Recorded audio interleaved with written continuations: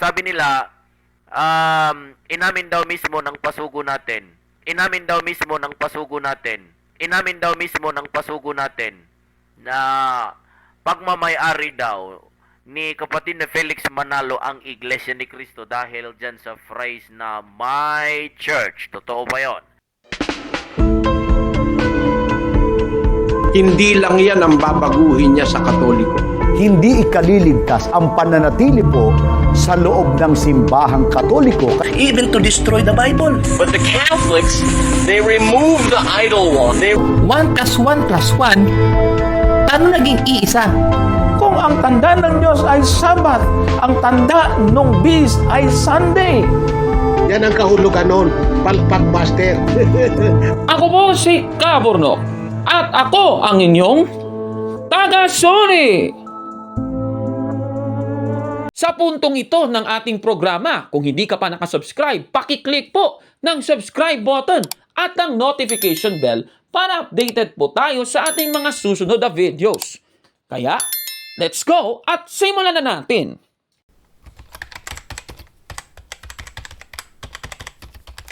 Magandang araw mga kabatid and welcome na naman po sa isang bagong episode ng Taga-Suri. Babasahin muna natin ang Mateo 16:18 sa New International Version. Ganito po ang ating mababasa. And I tell you that you are Peter, and on this rock I will build my church, and the gates of Hades will not overcome it. Dito po sa nabasa natin, sinasabi na si Kristo ay nagtayo ng kaniyang iglesia, my church. Ayan. Ano ba ang tinutukoy ng phrase na my church? Ano bang kahulugan nito? Alam niyo po ba ang mga taga-iglesia ni Kristo ni Manalo ay may matinding pahayag tungkol dito? Babasahin natin ang This is the Iglesia ni Cristo Church of Christ sa page 34. Ganito po ang ating mababasa. Ililiwat ko na po sa Tagalog. Ang ating Panginoong Hesukristo ay tinawag ang iglesia na kanyang itinayo na aking iglesia. Mateo 16:18. Ang anumang iglesia na hindi itinayo ni Kristo ay hindi tinawag ni Kristo na aking iglesia. Angkop na tinawag ng mga apostol ang nag-iisang tunay na iglesia na itinayo ni Kristo, ang Iglesia ni Kristo. Gawa 20:28, Lamsa Version. Ayan po, base po sa ating nabasa. Kaya pala tinawag na Iglesia ni Kristo dahil sa Mateo 16:18, ang sabi ni Kristo, itatayo ko ang aking iglesia, my church. Ayan. Kaya pala Iglesia ni Kristo ang pangalan ng kanilang iglesia. Tanong, paano kaya kung tatawagin itong Iglesia ni Manalo? Babasahin natin ang aklat na isinulat ni Eranio Manalo na Fundamental Beliefs of the Iglesia ni Cristo sa pahina 149. Ganito po ang ating mababasa. Muli, ililiwat ko na po sa Tagalog. Huwag kayong maniwala sa mga naninira na nagsasabi na si kapatid na Felix Y. Manalo ang nagtatag ng iglesia sa Pilipinas at ito ay ang Iglesia ni Manalo. Ito ay simpleng kasinungalingan at mga paninira. Huwag ninyong hahayaang tawagin kayong mga miyembro ng Iglesia ni Manalo. Base po sa ating nabasa, sabi daw ng mga naninira sa kanila, si Felix Manalo daw ang nagtayo ng iglesia sa Pilipinas ayon sa kanila. At nagsabi din nila, ang itinayo po na ito ay Iglesia ni Manalo. Kaya nga sabi nila, huwag ninyong hahayaang tawagin kayong mga miyembro ng Iglesia ni Manalo. Hindi daw pwede silang tawaging Iglesia ni Manalo. Kaugnayan dito, ang pahayag po ng miyembro ng Iglesia ni Cristo ni Manalo ang ating tatalakayin. Ito po si Alpha na dati na nating itinampok sa ating programa. Ayan, si Alpha na yan. Nagtatago po siya sa pangalang Ruel Acaso. Ayan, Ruel Acaso. Ano ba ang pahayag ng miyembro ng Iglesia ni Cristo ni Manalo na si Alpha o si Roel Acaso. O ito, panoorin natin. Gusto ko lang talakayin kasi paulit-ulit lang ito na ginagamit ng mga kaibayo natin sa pananampalataya, lalo na yung mga sinungaling. Yung mga Catholic Field Defenders, karamihan, mga dating daan din. No, paulit-ulit nilang ginagamit yan. Paulit-ulit nilang ginagamit yan, yung my church. Oh, kasi sabi nila, inamin daw mismo ng pasugo natin. Inamin daw mismo ng pasugo natin. Inamin daw mismo ng pasugo natin na pagmamayari daw ni kapatid na Felix Manalo ang Iglesia ni Cristo dahil dyan sa phrase na my church. Totoo ba yun? Ayon po sa kanya, mga kababayan, sa Pasugo Magazine daw mababasa ang pahayag ni Felix Manalo na my church. Tanong, totoo ba ang kanyang sinasabi? Sige nga, totoo bang nasa Pasugo Magazine yan? Pabasahin natin itong pinagkunan ng mga CFD at ng iba pa para sabihin nagsabi si Felix Manalo ng phrase na my church. Dito po sa article ni Teodoro Locsin, Felix Manalo at One Foot in Heaven. Ito po pala ay galing sa Free Press, February 11, 1950 issue. Ganito po ang ating mababasa. When we expressed shock at such censorable language, Manalo said, "Why, who is Quirino? He is a man just the same as I am. I am not afraid of him. Show fear to no man. That is the best way to defend your rights. Members of my church were beaten up, some killed, because they refused to vote for Quirino." Dito po sa nabasa natin, na galing pala sa Free Press, hindi pala sa Pasugo Magazine, nagsabi si Felix Manalo na members of my church were beaten up. Mali pala itong si Alpha dahil sa Free Press at hindi po sa Pasugo Magazine ito mababasa. Naku naman. Kaya at this point, ang masasabi ni Cabornok, busted! Yan! Mali yan! Nako. Mula po doon sa sinabi ni Felix Manalo na members of my church were beaten up, ano ba ang pahayag ng miyembrong ito ni Manalo? Eto, panoorin natin. Kasi sinasabi, ginagamit ito ng mga Catholic Field Defenders at yung iba pang mga detractors, lalo na yun si Sebastian Reffenborg, palit-ulit na ginamit yung pasugo na yan para patunayan na talagang inaangkin ni kapatid na Felix Manalo na siya ang nagmamay-ari ng Iglesia ni Cristo. Dahil dyan nga sa my church. Kasi sabi nila, yan daw ay possessive daw. Di ba? Yan daw ay nagpapakita ng possession, pagmamay-ari. Sabi ng ganon. Okay. Aba, grabe naman talaga. Ayon po sa kanya, dahil nagsabi si Felix Manalo na members of my church were beaten up. Ibig sabihin, ay daw sa mga kumakalaban sa Iglesia ni Cristo ni Manalo, pagmamay-ari na daw ito ni Felix Manalo. Sandali. Ano ba ang ibig sabihin ng phrase na my church? Alam niyo po kung siyempre, uso naman ngayon yung mga AI technologies. Try natin sa AI technology. I-type mo, if someone says, my church, what does it mean? At yung lumalabas, sabi dito, when someone says, my church, they are referring to the specific Christian congregation or religious community that they personally belong to and regularly attend for worship. Ibig sabihin, kung sinabi mo palang my church, ibig sabihin nito, ikaw ay kaanib sa nasabing iglesia. Ikaw pala ay dumadalo at naging kaanib sa iglesyang sinasabi na my church. Nako, yun palang ibig sabihin nun. Hindi naman talaga ibig sabihin na dahil sinabi mong my church, kagad-agad, ikaw na yung founder nun. Hindi naman Mamaya, malalaman ninyo kung paano na magiging ikaw yung founder kapag nagsabi kang my church. Mamaya, no? O, sige. So, ano pa ang mga pahayag ni Alpha na miyembro ng Iglesia ni Cristo ni Manalo? Sige, panoorin natin.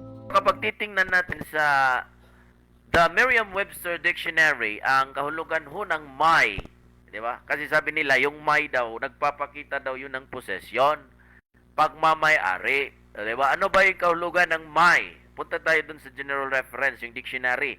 Ano ba meaning ng una? Pinakaunan niya na meaning ay of or relating to me or myself, especially as possessor. O, yan yung una. Di ba? Possessor, yung nagmamay-ari. Pero meron pa, agent. Ano ba yung agent? Kumakatawan. Kumakatawan in behalf, object of an action, yung receiving ng action o nagiging object, indirect, di ba? Hindi talaga siya yung subject na tumatanggap ng action word or familiar person. Kaya hindi lang possession ang meaning ng may. Kaya yung mga nagsasabi na dahil daw sinabi my church ay ibig daw sabihin nun ay pagmamay-ari daw mismo ni kapatid na Felix Manalo ang Iglesia ni Cristo. Yan ay ad ignorantiam. Mga ignorante lang yan. Ayan ha. So, ayon po sa kanya, kapag sinabing members of my church were beaten up, hindi daw ibig sabihin nito pagmamay-ari na kaagad. So, kung sinabi ni Felix Manalo na my church, hindi naman ibig sabihin daw nito, pagmamay-ari na ni Felix Manalo at may binatayan siyang aklat, itong The Merriam-Webster Dictionary, na sinasabi, my adjective of or relating to me or myself, especially as possessor, agent, object on an action, or familiar person. Aba, tapos kanyang pinipilipit pa, no? Grabe talaga. Tanong, totoo ba itong kanyang sinasabi? Susuriin natin yan. Mamasahin natin ang aklat para masagot na ngayong tanong dito po sa Grammar for Teachers, a Guide to American English for Native and Non-Native Speakers na isinulat ni Andrea De Capua. Page 71 ng ating babasahin. Ganito po ang sabi dito. Possessive adjectives are followed by a noun or noun phrase. Example, my in this is my book. Dito po sa nabasa natin, yung my pala, halimbawa, my book. Yung salitang my doon ay isang possessive adjective. Yun pala yun. So, ang salitang my sa my church, lumalabas, ay isa pong possessive adjective. Kaya nga doon sa ipinakita niyang referensya, yung salitang my ay isang adjective. At ano pa ang pinapahiwating ng isang possessive adjective? Kagaya ng salitang my doon sa my church. Itutuloy natin ang basa. Possessive adjectives and possessive pronouns are similar because they both refer to possession or ownership. Napakaliwanag. Talagang pagmamay-ari ni Felix Manalo yung kanyang iglesia kapag sinabing my church. Ito talagang si Alpha Palpak. Ako naman.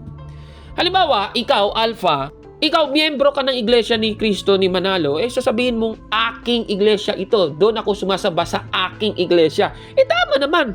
Aking iglesia, correct, my church. Yun naman talaga. Kasi nga, kaanib ka nga doon sa iglesia mo. Syempre, kung kaanib ka, hindi mo ba yun pagmamay-ari? Ito talagang si Alpha Palpak. Palpak talaga. Kaya tama talaga na possession or ownership ang tinutukoy ng salitang my sa my church. Kaya itong sinasabi ni Alpha, nako, sinungaling. Busted! Yan! Mali yan! Yung sabi niya, ignorante daw yung mga Katoliko. Actually, bumabalik sa kanya ngayon.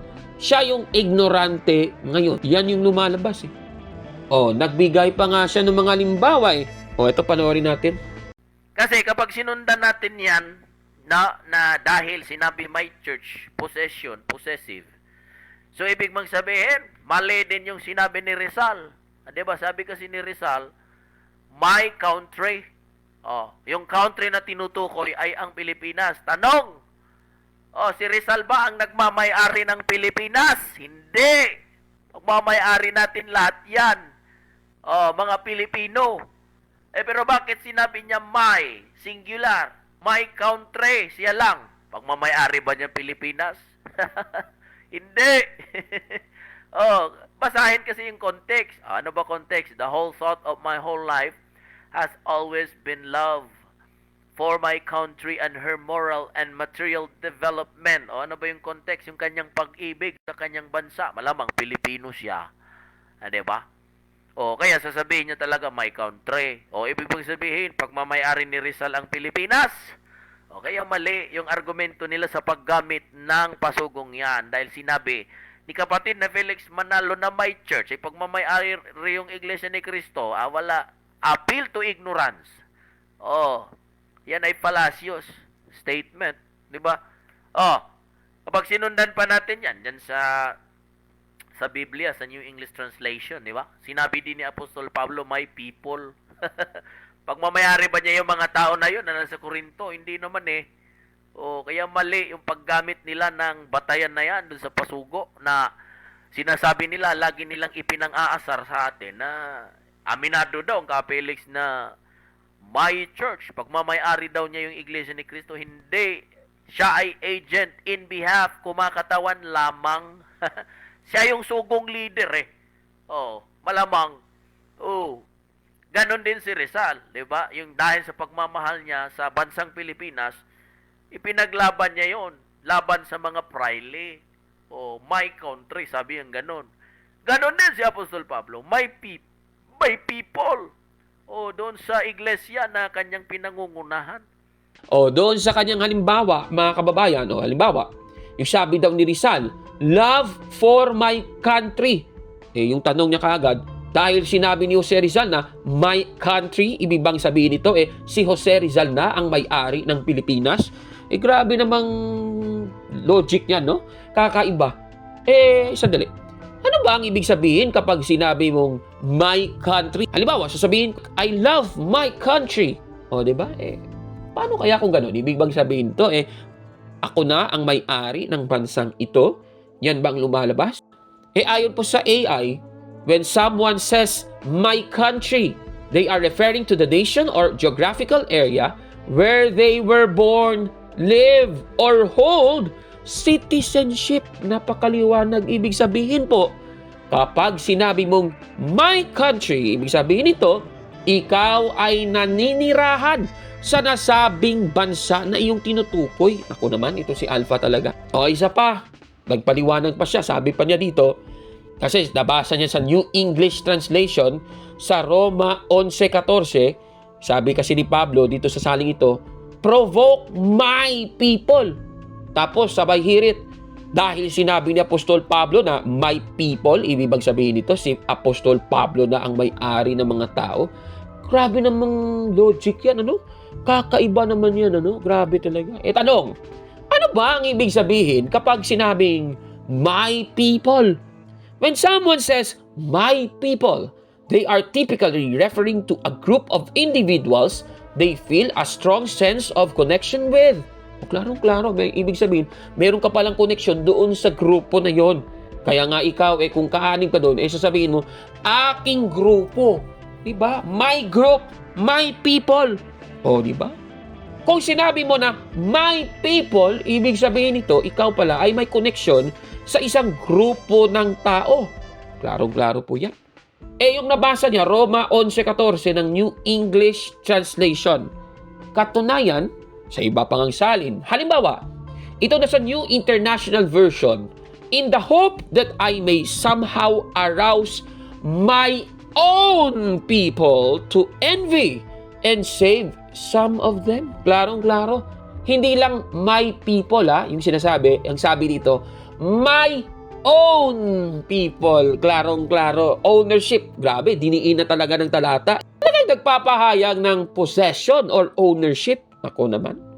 Kaya nga nagtataka ako, kahit ka sa ibang salin yung my people, my own people, ayaw niyang maniwala na ito'y possession. Possession nga yan. Kaya nga, my own people. Grabe naman. Tapos, meron pa siyang isang halimbawa na Akala niya, nakakalusot na siya. O eto, panoorin natin. Kapag susundan pa natin, mga epokrito. Di ba? Appeal to hypocrisy itong mga Catholic field defenders. Bakit?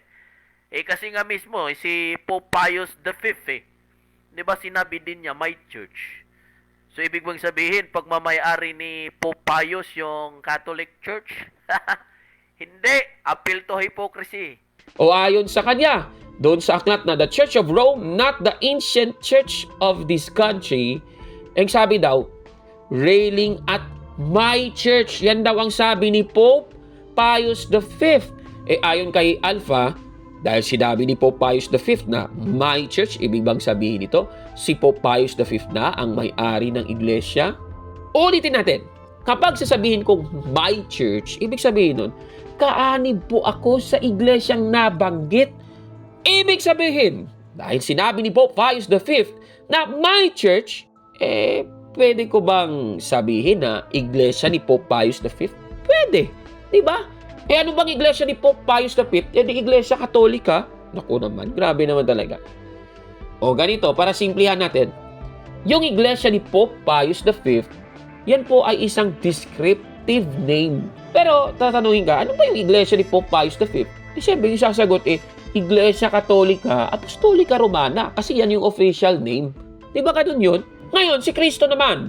Nung sinabi ni Kristo na my church, doon sa Mateo 16:18, ibig sabihin ba nito, siya na ang founder ng iglesia? Hindi pa. Naging founder si Kristo ng kanyang iglesia nung sinabi niyang, I will build my church. Di ba napakaliwanag? Ibig sabihin nun, yung kanyang kinaanibang iglesia, siya yung nagtayo nun. Kaya nga, I will build my church Klarong-klaro naman yan. Ano ba ang mas lumilitaw dito? Ibig sabihin, pwede naman pala nating tawaging iglesia ni Kristo ang iglesia na itinayo ni Kristo. Pero, yan po ay isang descriptive name lamang. Hindi po siya official name. Yung official name, Iglesia Katolika Apostolika Romana. At dapat tunayan na po natin yan dati pa Diba? Ngayon, dito naman sa sinabi ni Felix Manalo na members of my church were beaten up. Sinabi lang po yun ni Felix Manalo dahil kaanib siya ng iglesyang yon na kanyang tinutukoy. Klarong-klaro naman yan. Kaya nga pwede nating tawaging Iglesia ni Manalo. Pero hindi yan yung official name. Descriptive name lang po yan. Iglesia ni Manalo. Ano bang official name? Di Iglesia ni Cristo. Wala naman tayong tutol doon. Yun naman yung nirehistro nila sa Securities and Exchange Commission. Diba? Iglesia ni Cristo. Church of Christ. Diba? So, tanong, pwede bang tawagin nating Iglesia ni Manalo? Syempre pwede. Dahil yan ang descriptive name. Halimbawa, Iglesia ni Alpha. Pwede bang tawagin yon? Pwede. Diba? Mas lalo pong napatunayan natin base sa ating natalakay na mali ang katwiran ni Alpha. Palpak na ito. Palpak talaga. Naku. Ang mga arguments niya hulog kay Kabornok, mga kababayan. Ano po ang masasabi ninyo sa ating episode ngayon? Paki-comment po sa baba, mga kapatid.